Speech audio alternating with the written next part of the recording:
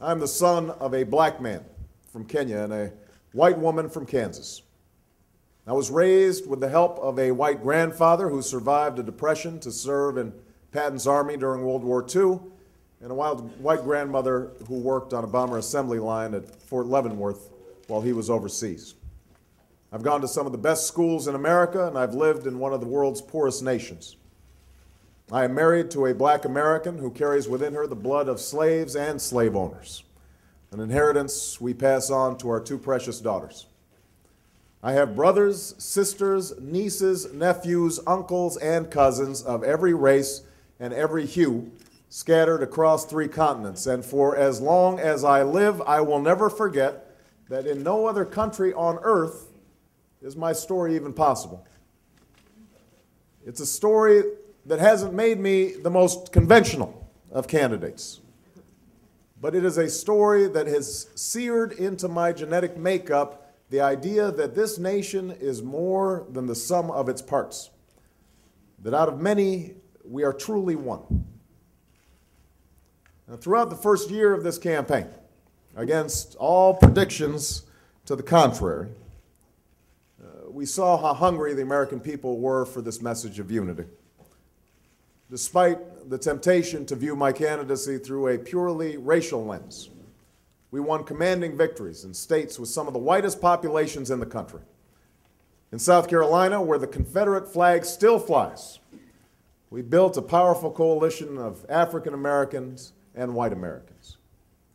This is not to say that race has not been an issue in this campaign. At various stages in the campaign, some commentators have deemed me either too black or not black enough. We saw racial tensions bubble to the surface during the week before the South Carolina primary. The press has scoured every single exit poll for the latest evidence of racial polarization, not just in terms of white and black, but black and brown as well. And yet, it's only been in the last couple of weeks that the discussion of race in this campaign has taken a particularly divisive turn. On one end of the spectrum, we've heard the implication that my candidacy is somehow an exercise in affirmative action that is based solely on the desire of wild and wide-eyed liberals to purchase racial reconciliation on the cheap. On the other end, we've heard my former pastor, Jeremiah Wright, use incendiary language to express views that have the potential not only to widen the racial divide, but views that denigrate both the greatness and the goodness of our nation, and that rightly offend white and black alike. I have already condemned, in unequivocal terms, the statements of Reverend Wright that have caused such controversy and, in some cases, pain. For some, nagging questions remain. Did I know him to be an occasionally fierce critic of American domestic and foreign policy? Of course. Did I ever hear him make remarks that could be considered controversial while I sat in the church? Yes. Did I strongly disagree with many of his political views? Absolutely. Just as I'm sure many of you have heard remarks from your pastors, priests, or rabbis with which you strongly disagree. But the remarks that have caused this recent firestorm weren't simply controversial. They weren't simply a religious leader's efforts to speak out against perceived injustice. Instead, they expressed a profoundly distorted view of this country, a view that sees white racism as endemic and that elevates what is wrong with America above all that we know is right with America. A view that sees the conflicts in the Middle East as rooted primarily in the actions of stalwart allies like Israel, instead of emanating from the perverse and hateful ideologies of radical Islam. As such, Reverend Wright's comments were not only wrong, but divisive.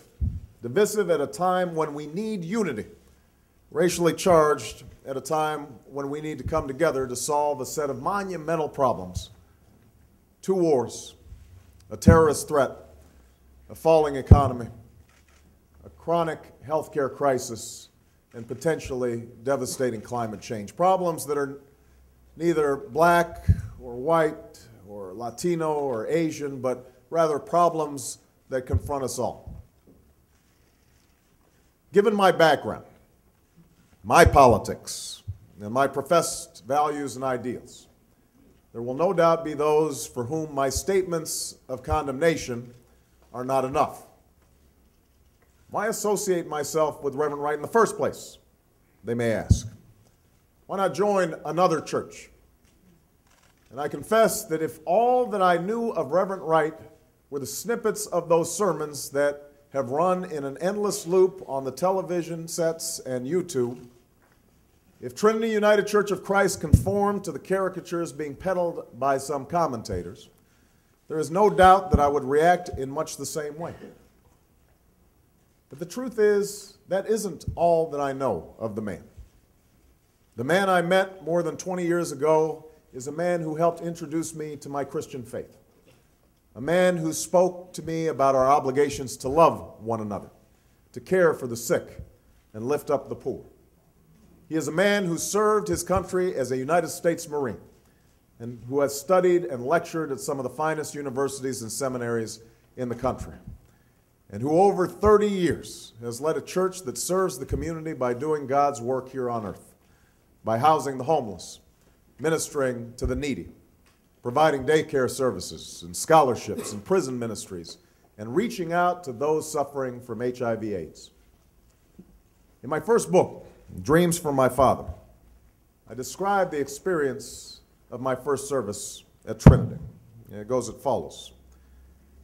People began to shout, to rise from their seats and clap and cry out, a forceful wind carrying the Reverend's voice up to the rafters.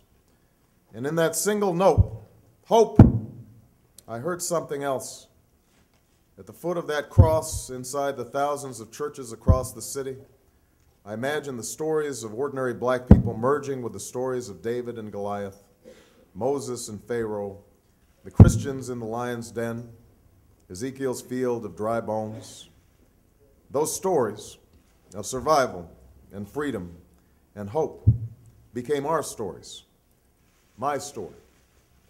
The blood that spilled was our blood, the tears our tears, until this black church on this bright day seemed once more a vessel carrying the story of a people into future generations and into a larger world. Our trials and triumphs became at once unique and universal, black and more than black. In chronicling our journey, the stories and songs gave us a meaning to reclaim memories that we didn't need to feel shame about, memories that all people might study and cherish and with which we could start to rebuild. That has been my experience at Trinity. Like other predominantly black churches across the country, Trinity embodies the black community in its entirety, the doctor and the welfare mom, the model student and the former gangbanger. Like other black churches, Trinity's services are full of raucous laughter and sometimes bawdy humor. They are full of dancing and clapping and screaming and shouting that may seem jarring to the untrained ear. The church contains in full the kindness and cruelty, the fierce intelligence and the shocking ignorance, the struggles and successes, the love and yes, the bitterness and biases that make up the black experience in America. And this helps explain perhaps my relationship with Reverend Wright. As imperfect as he may be, he has been like family to me. He strengthens my faith, officiated my wedding, and baptized my children. Not once in my conversations with him have I heard him talk about any ethnic group in derogatory terms, or treat whites with whom he interacted with anything but courtesy and respect. He contains within him the contradictions, the good and the bad, of the community that he has served diligently for so many years. I can no more disown him than I can disown the black community. I can no more disown him than I can disown my white grandmother, a woman who helped raise me, a woman who sacrificed again and again for me, a woman who loves me as much as she loves anything in this world, but a woman who once confessed her fear of black men who passed her by on the street, and who on more than one occasion has uttered racial or ethnic stereotypes that made me cringe. These people are part of me, and they are part of America, this country that I love. Now, some will see this as an attempt to justify or excuse comments that are simply inexcusable. I can assure you it is not. And I suppose the politically safe thing to do would be to move on from this episode and just hope that it fades into the woodwork. We can dismiss Reverend Wright as a crank or a demagogue, just as some have dismissed Geraldine Ferraro in the aftermath of her recent statements as harboring some deep-seated bias. But race is an issue that I believe this nation cannot afford to ignore right now. We would be making the same mistake that Reverend Wright made in his offending sermons about America, to simplify and stereotype and amplify the negative to the point that it distorts reality.